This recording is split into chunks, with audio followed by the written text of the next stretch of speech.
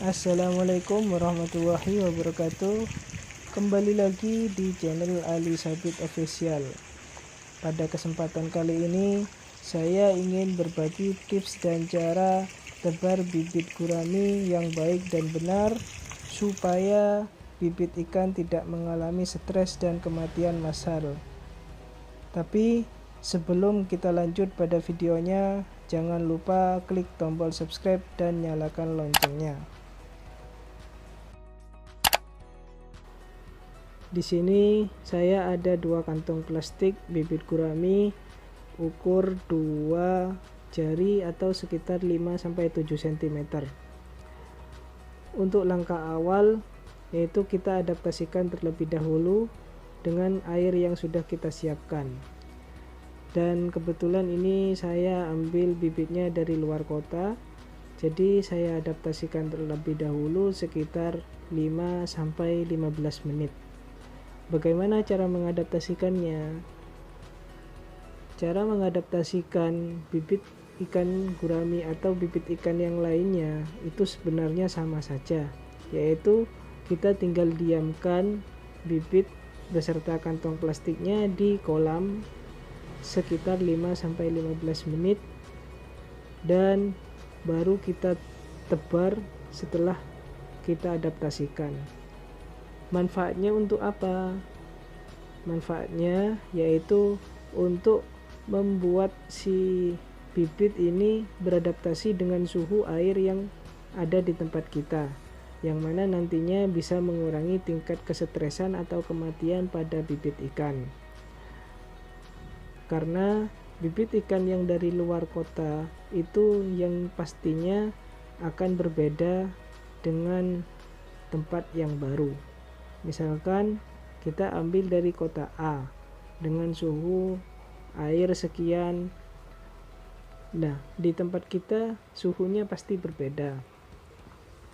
Nah, disitulah kita perlu mengadaptasikan ikan supaya mengurangi tingkat kesetresan. Nah, nanti manfaatnya yang lebih besar lagi yaitu mengurangi angka kematian pada bibit ikan. Walaupun semua itu tergantung pada kualitas bibit ikannya sendiri, cuman semua ini untuk mencegah tingkat stres dan kematian yang tinggi. Di sini kita sudah melakukan penebaran pada kantong plastik pertama.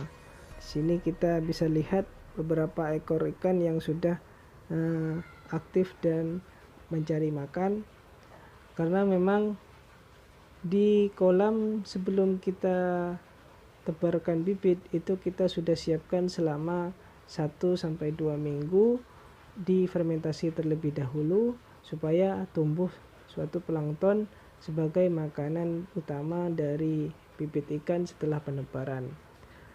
Karena memang setelah penebaran bibit ikan biasanya kita lakukan puasa selama 1-2 hari, yaitu dengan cara bibit ikan tidak dikasih makan terlebih dahulu.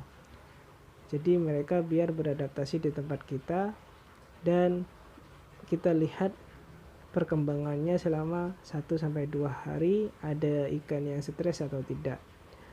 Nah, setelah 1-2 hari baru kita kasih makan dengan pelet.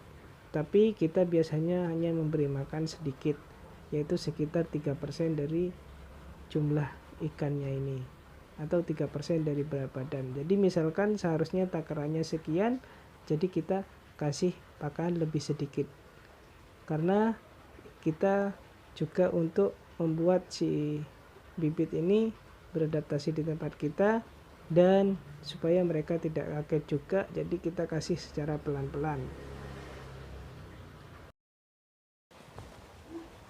Setelah kita melakukan penebaran bibit, itu biasanya kita kontrol ketat selama 1 minggu supaya kita tahu ada ikan sakit, stres atau yang mati.